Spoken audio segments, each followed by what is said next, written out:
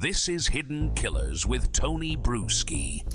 When detectives sat Richard Allen down to discuss the Delphi murders of Abby and Libby, they didn't exactly invite him in for tea and biscuits. Instead, they tried every trick in the book to break him down using flawed forensic claims, pressure, emotional appeals, flat-out lies.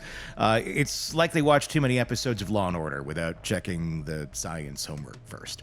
Psychotherapist Shavaun Scott joins us today to help unpack what exactly was happening in the interrogation room, and we have a lot of clips to walk through and witness as far as what happened now that they are released. Shavaun, before we do that, when interrogators use exaggerated or even fictional expert evidence, because that's what was used in here, to pressure someone into confessing something they didn't do. How does that typically impact someone psychologically, especially like this, where, again, I don't believe he did it, and I think a lot of people don't believe that he did it, so we're going to operate on that plane. It really is designed to coerce a confession, and a lot of us have ethical concerns about the tactics that are used in these kind of interrogations. But it is pretty standard, across most law enforcement agencies, and it is designed to elicit cognitive and emotional fatigue, to completely break the person down. And at some point, a vulnerable person may just agree because they want out of the pressure. So they may say they did it when in fact they didn't. And you never got a confession out of him while he was in a good place, in a Right. sane, healthy mindset. But the argument is, oh, well, he confessed later in those phone calls. And we're going to get to that in just a little bit. But at what point, I mean, I get some of these tactics, although some of them are pretty archaic and don't really work very well. There's other ways of handling these sort of things. You'd wish there was more education for investigators, that they could adopt some of that. But, I mean, it's like we're watching, like a 1950s episode of Matlock or something. It's like, what's going on here? When you're not getting what you want, which they clearly were not getting what they wanted, at what point do you stop? At what point do you go, maybe this isn't our guy? Mm-hmm. Mm-hmm. I mean, that's the question. I mean, when do you finally go, okay, we've tried to break him and we're not getting anything here? Right. And it's painful to watch, particularly when you see his genuine distress and confusion. It's excruciating. It is. We're going to start taking a look here at one of the clips from the interview. We're going to start at the beginning. So we have, basically, there was two interviews that were done. There was one where it was initially him and some investigators, and they start out kind of friendly, trying to gain his trust, and then they slowly introduce some evidence in, and he firmly denies it. And there's another interrogation that happens a little bit after that, and we'll watch some clips from that as well, where they get a little more intense, and they eventually arrest him. And then we have the jailhouse calls that start from beginning to crazy. Let's start at the very beginning, so everybody has a context on what Richard Allen, really was like before being put into a box for more than a year and tortured. This is initial interrogation. Good luck finding anything that points in that direction. I mean, it's not me. You're not going to make me believe it's me. You're not going to find anything that ties me to those murders. So I'm not really that concerned.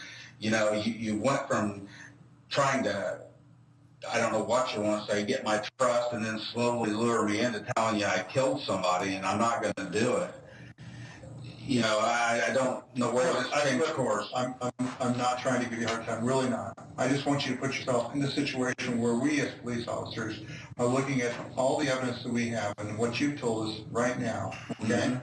Okay, not trying to give you a hard time, just want to make sure that we get everything taken care of here. That's why we wanted to look at the things that we wanted to look at. And that's not going to happen now. I mean, like I said, we're done here. So arrest me or take me home.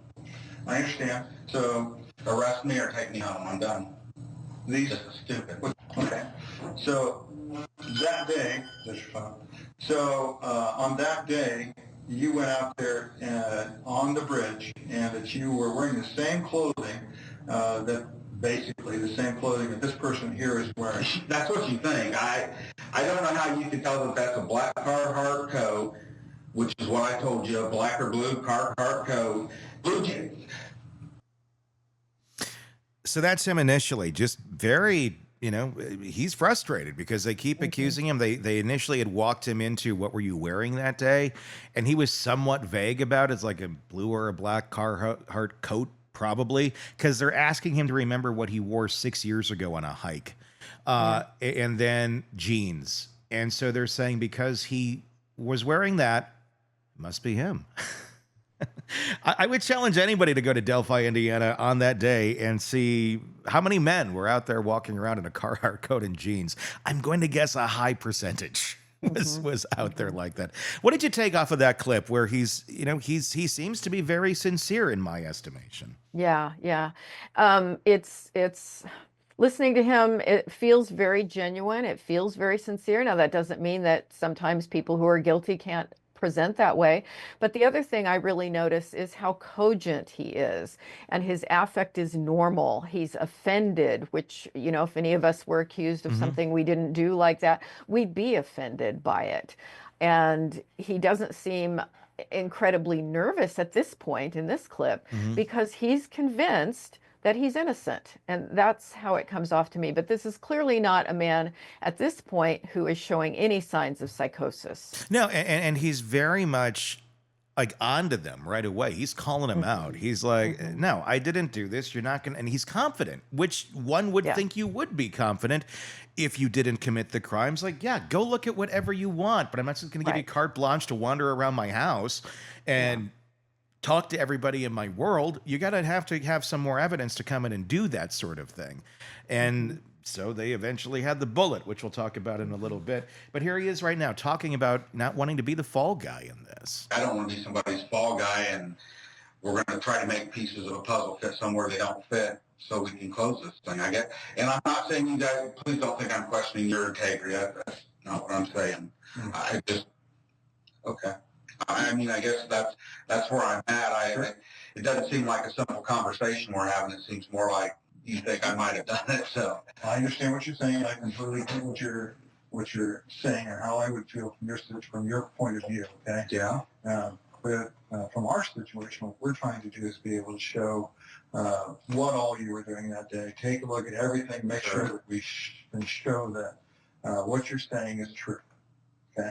So that we can be able to say to someone else, whoever's prosecuting this case, look, we looked at Mr. Allen, he's not our guy.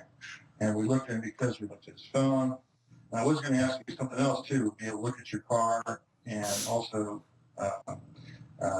with your permission, we'd like to look at your house.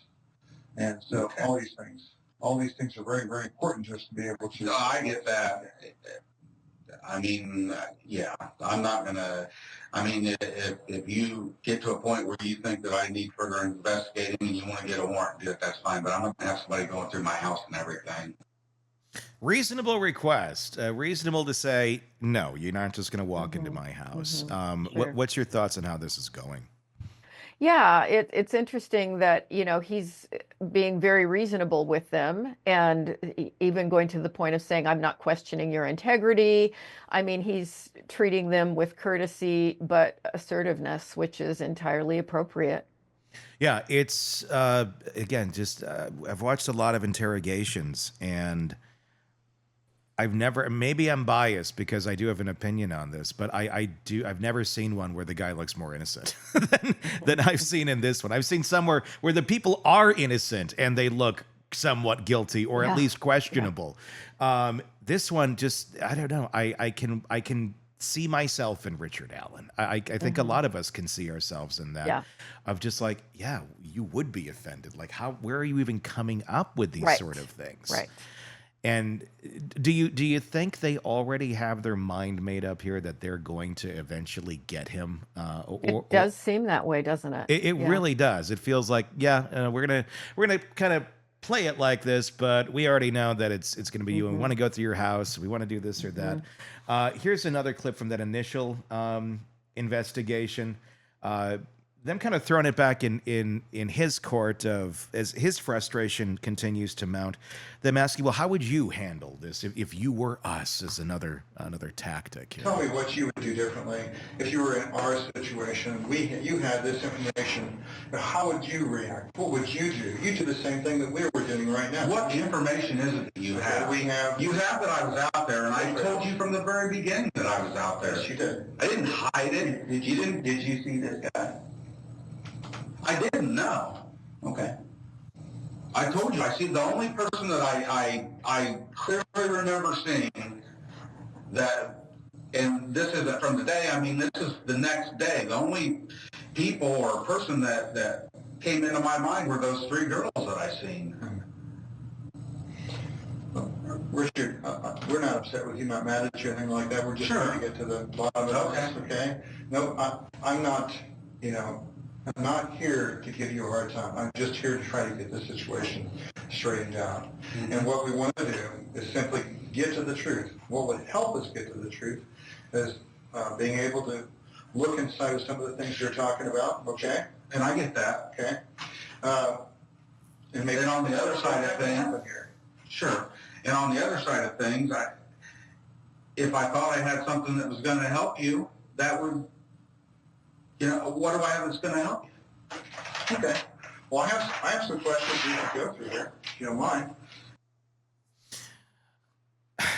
Again, whatever is going to help you. And keep in mind, this is 6 years after the crime. This is after he already went in initially and said, hey, how can I help?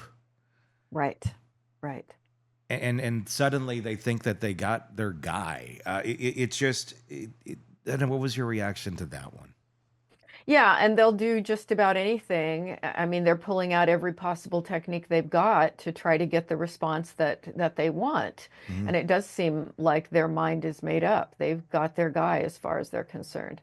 Want more on this case and others? Then press subscribe now and don't miss a moment of true crime coverage from Tony Brueski and the Hidden Killers podcast.